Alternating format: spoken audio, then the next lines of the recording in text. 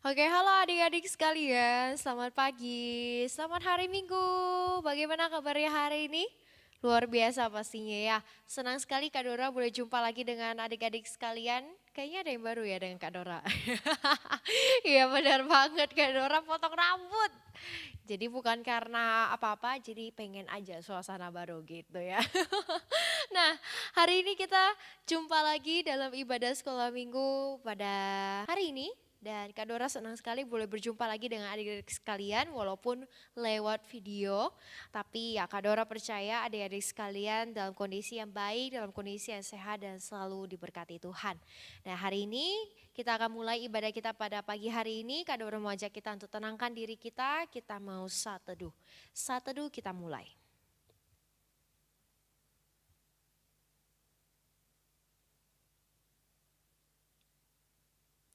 Ibadah pada pagi hari ini Kak Dora buka di dalam nama Allah Bapa, Allah Putra dan Allah Roh Kudus.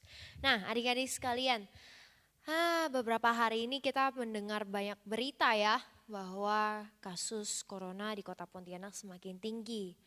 Tapi sebagai umat Tuhan, sebagai anak-anaknya Tuhan, kita selayaknya dan sepatutnya hidup bersandar dan penuh pengharapan di dalam Tuhan. Kenapa? Karena Tuhan kita adalah Tuhan yang luar biasa. Tuhan kita adalah Tuhan yang besar.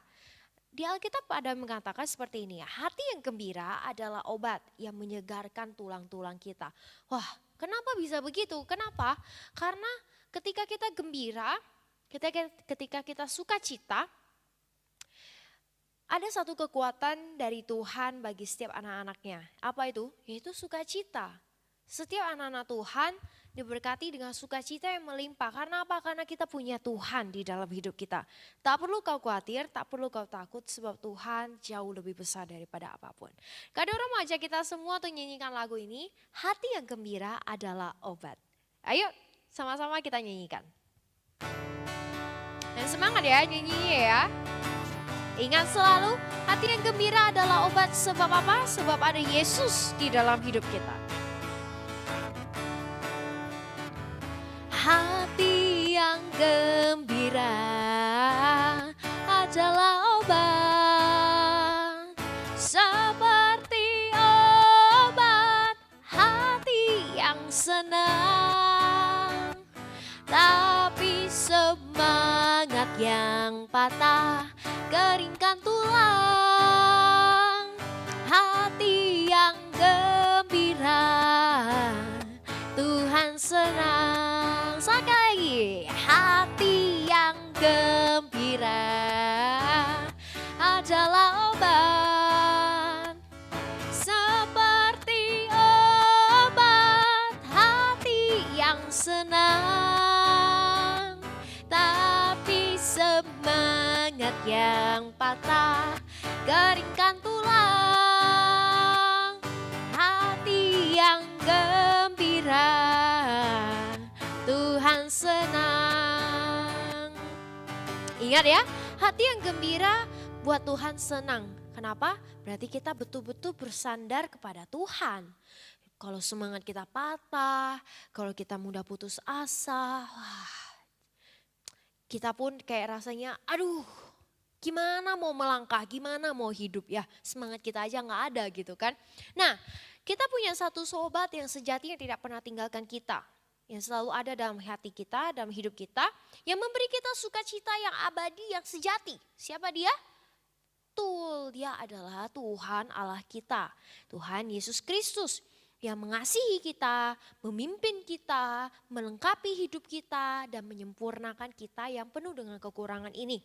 Nah, Kak Dora mau ajak kita nyanyikan sebuah lagu. Ada satu sobatku yang setia. Nah, anak-anak pernah dengar lagu ini? Adik-adik pernah dengar lagu ini? Lagunya sudah cukup lama, tapi penuh makna. Penuh makna ya. Karena apa? Yesus selalu ingatkan kita walaupun kita sekarang sedang sakit, kita sedang sendirian, kita sedang kesusahan, kita sedang dalam beban yang berat, dalam masalah yang besar. Kita ingat kita punya Tuhan yang selalu ada bersama-sama dengan kita. Meskipun semua orang di dunia ini tinggalkan kita, ada satu orang yang tidak pernah tinggalkan kita. Siapa dia? Yesus Kristus. Ayo kita sama-sama nyanyikan lagu Ada Satu Sobatku Yang Setia.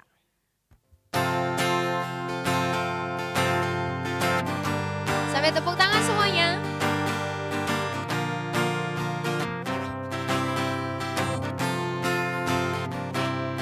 Ada satu sobatku yang setia,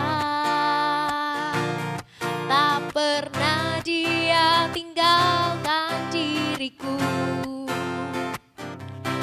Di waktu aku susah, waktuku sendirian, dia selalu menemani diriku. Sekali lagi, ada satu sobatku. Ada satu sobatku yang setia, tak pernah dia tinggalkan diriku. Di waktu aku susah, waktuku sendirian, dia selalu menemani diriku. Namanya Yesus, namanya Yesus, namanya Yesus, nama Yesus yang menghibur hatiku. Namanya Yesus, namanya Yesus, nama Yesus yang menghibur hatiku. Ada satu sobatku yang setia, tak pernah dia tinggalkan diriku. Di waktu aku susah, waktuku sendirian, dia selalu menemani diriku. Sama-sama katakan namanya Yesus, namanya Yesus, namanya Yesus, nama Yesus yang menghibur hatiku. Namanya Yesus, namanya Yesus, nama Yesus yang menghibur hatiku. Namanya Yesus, namanya Yesus, namanya Yesus, nama Yesus yang menghibur hatiku. Namanya Yesus, namanya Yesus, nama Yesus yang menghibur hatiku. Ingat ya, kalau kamu susah, kalau kamu sendirian, kamu sudah berbeban berat, ingat, datanglah kepada Yesus. Nah, adik-adik sekalian, Kak Dora mau ajak kita untuk siapkan diri kita sebelum kita mendengarkan kebenaran firman Tuhan kita pada pagi hari ini. Kak Dora, Tuhan peduli gak sih dengan keadaan kita sekarang? Ini sedang susah, ini sedang sulit, seperti tidak ada akhirnya.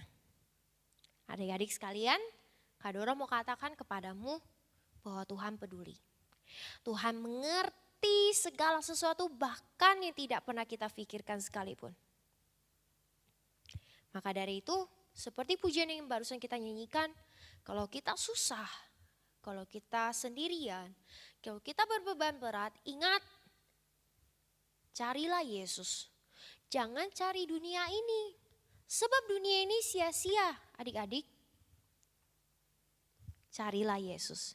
Dia mengerti, dia peduli segala persoalan yang terjadi di dalam hidup kita.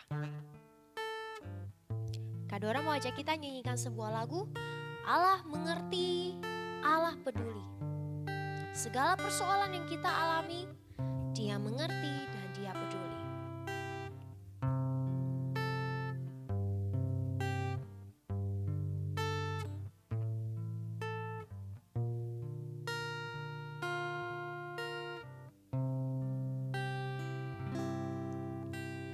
Banyak perkara yang tak dapat ku mengerti.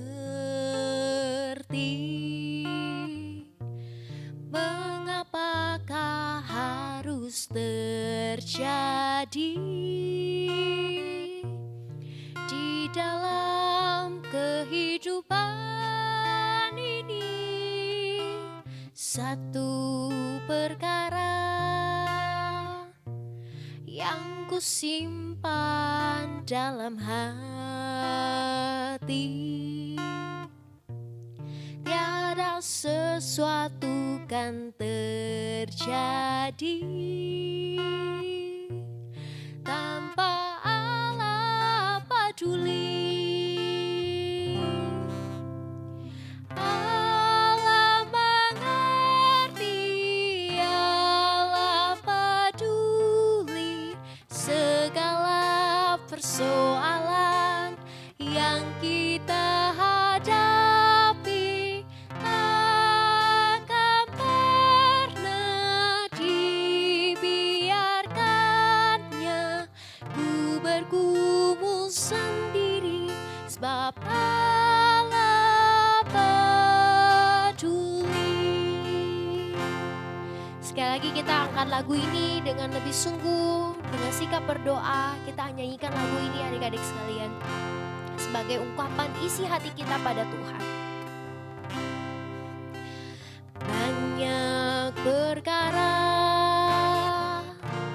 yang tak dapat ku mengerti.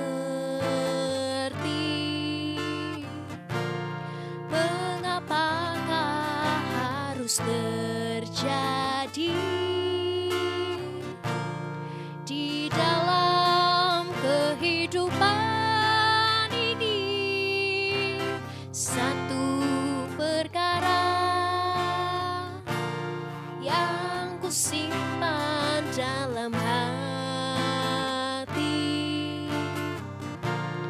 tiada sesuatu kan terjadi tanpa Allah peduli. Allah mengerti, Allah peduli segala persoalan yang kita hadapi.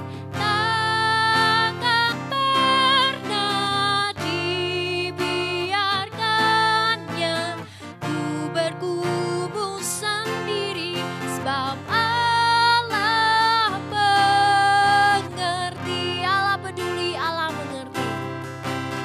Allah mengerti, Allah peduli segala persoalan yang kita hadapi.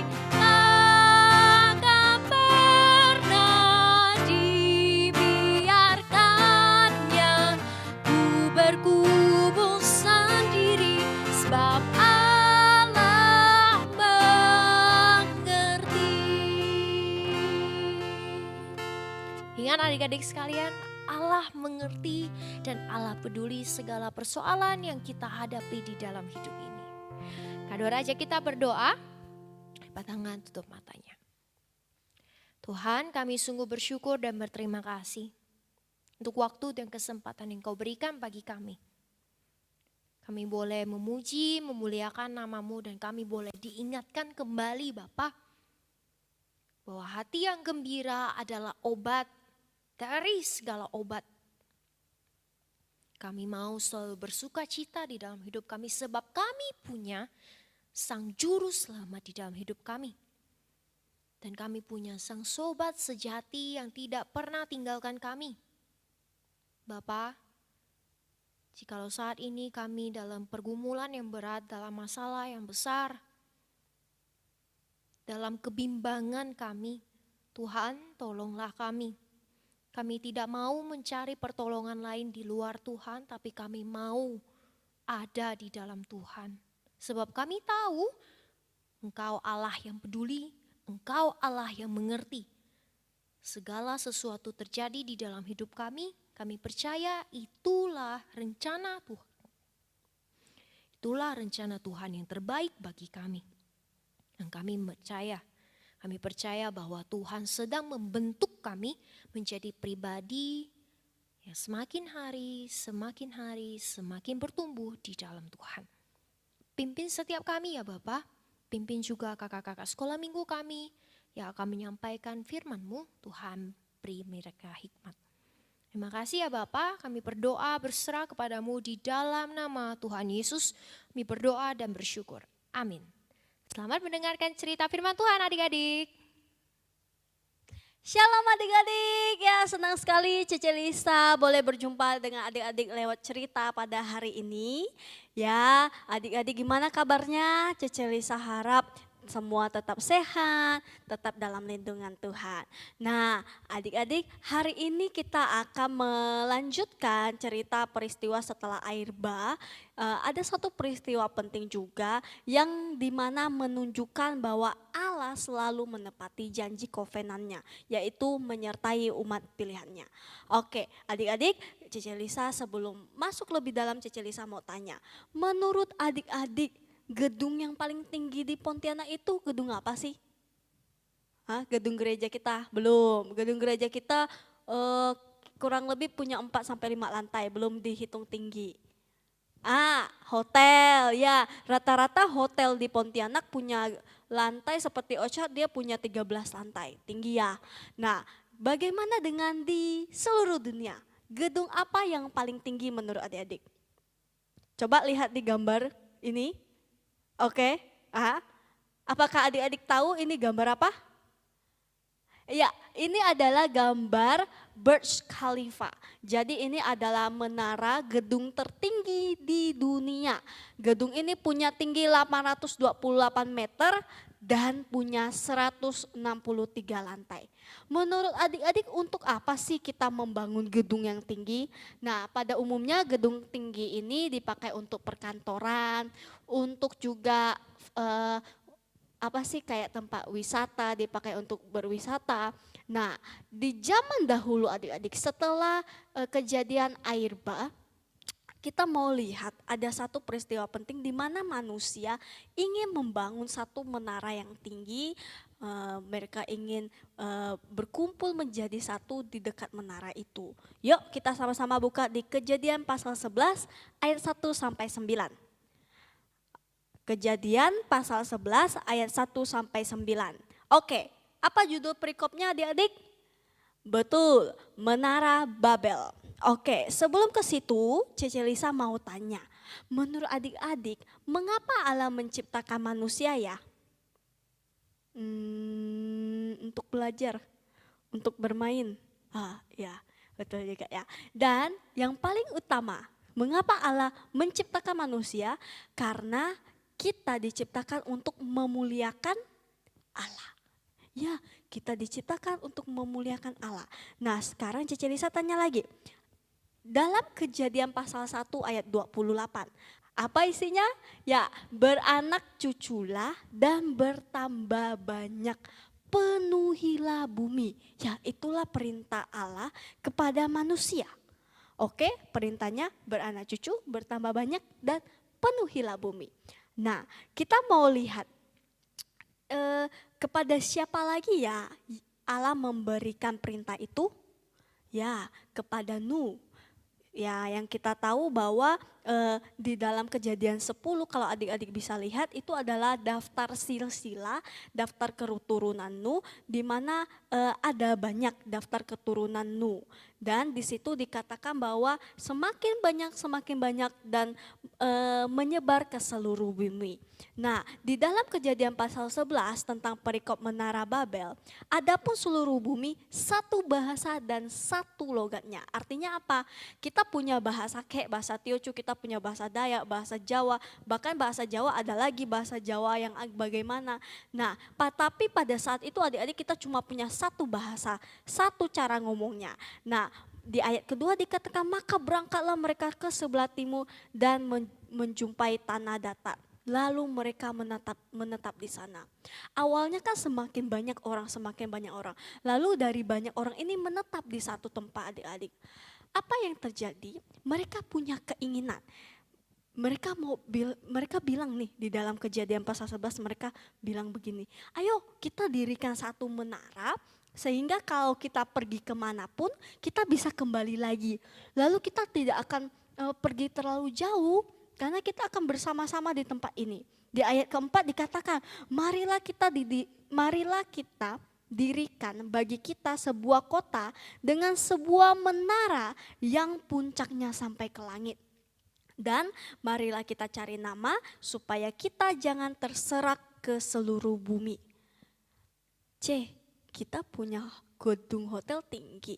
Lalu tadi Cece bilang Burj Khalifa itu tinggi banget 800-an meter. Lalu apa yang salah dengan mereka, Mereka mau bangun menara, apa yang salah? Nah, Cece Lisa punya 2 poin utama apa yang salah pada mereka. Yang pertama adalah mereka menciptakan menara yang tinggi ini untuk membanggakan dirinya, mengagungkan dirinya, menunjukkan mereka itu, wah kami itu hebat, kami bisa bangun menara yang tinggi. Jadi ketika kami mau kemanapun, kami bisa kembali karena kami punya menara yang tinggi jadi patokan. Lalu orang Babel ini ingin menantang Tuhan. Tuhan itu besar, tapi mereka ingin menunjukkan bahwa mereka juga bisa menjadi besar seperti Tuhan. Wow banget ya, kok berani ya. Nah, di sini kita bisa lihat buat apa sih mereka bangun tinggi-tinggi. Mereka ingin bangun satu sampai puncak ke atas, lalu di bagian puncaknya mereka akan menyembah dewa-dewa palsu. Itu sungguh salah ya adik-adik ya. Nah, poin kedua adalah apa yang salah dari mereka, yaitu Allah meminta mereka untuk menyebar, beranak cuculah, bertambah banyak dan penuhilah bumi. Maksud Allah penuhi bumi artinya adalah dia nyebar. Manusia ini menyebar ke seluruh penjuru bumi. Tapi mereka salah, mereka mau menetap di satu tempat saja. Dan itu sungguh itu salah, melanggar perintah Allah. Ingat 2 kesalahan penting. 1, mereka hanya ingin memuliakan dirinya sendiri, mengagungkan dirinya sendiri. Padahal tadi kita sudah bilang, kenapa kita diciptakan oleh Allah? Untuk memuliakan Allah. Tapi mereka malah ingin menyombongkan diri mereka. Lalu yang kedua poin adalah mereka melanggar perintah Allah untuk menyebar ke seluruh bumi. Mereka ingin menetap saja di tempat itu. Nah, adik-adik setelah ini kita lihat, lalu bagaimana ya? Apa yang terjadi ya pada mereka ya ketika mereka ingin sombong, ingin memberontak dan sikap egoisnya bagaimana? Ini kan termasuk dosa Cece Lisa. Ya adik-adik ini termasuk dosa. Kita bisa lihat bahwa setelah kejadian air bah, apakah dosa dengan begitu sudah hilang? Tidak, betul. Tidak sepenuhnya hilang. Kenapa? Karena memang dari Adam dan Hawa kita sudah punya natur dosa.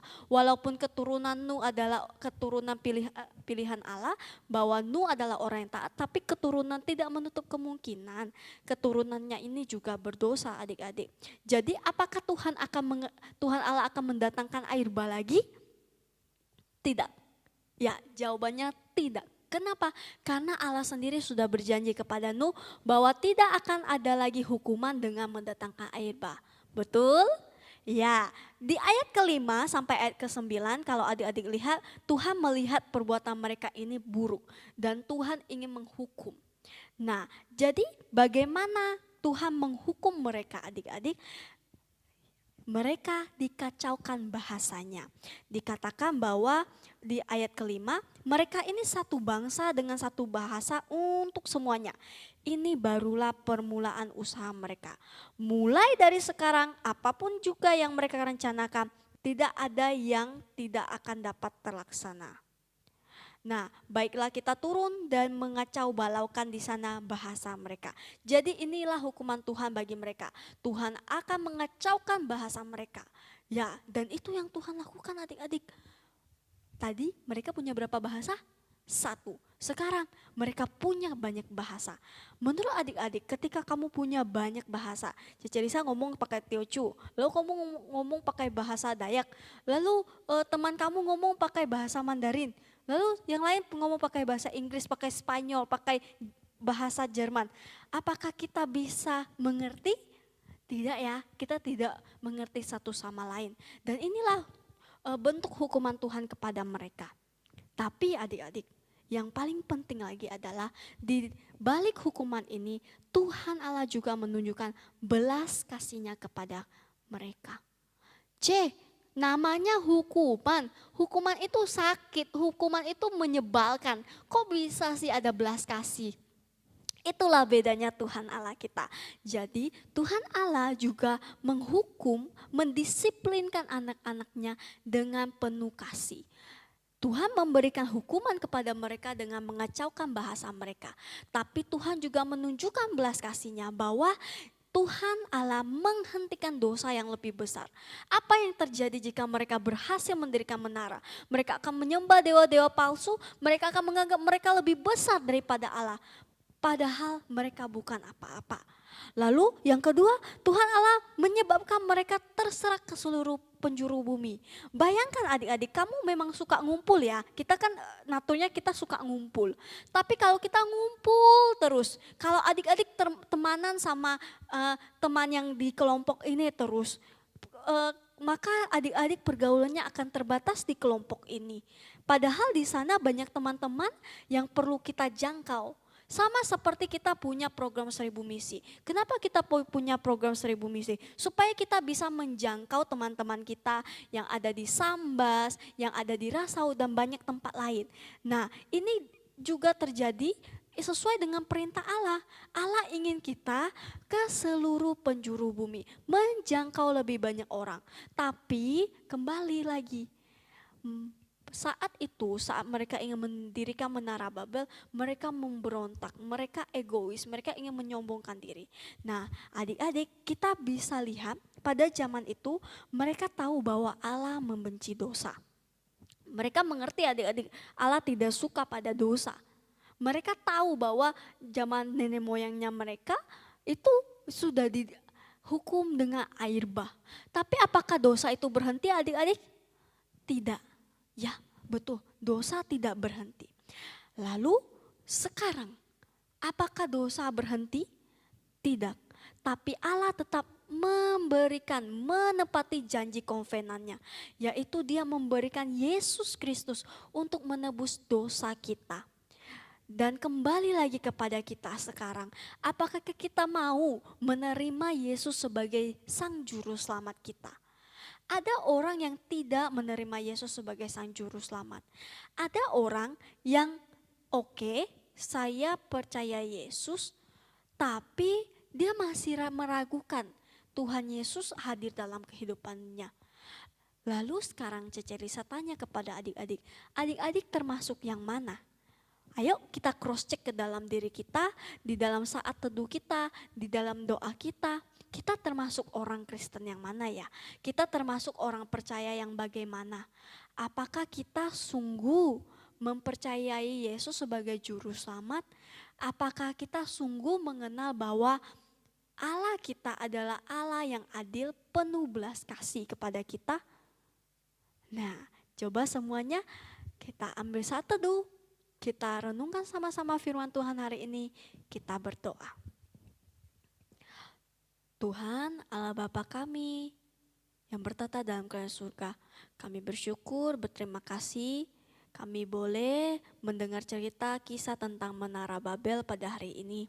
Terima kasih kami diingatkan betapa manusia itu punya sifat egois, ingin memberontak, ingin menang sendiri.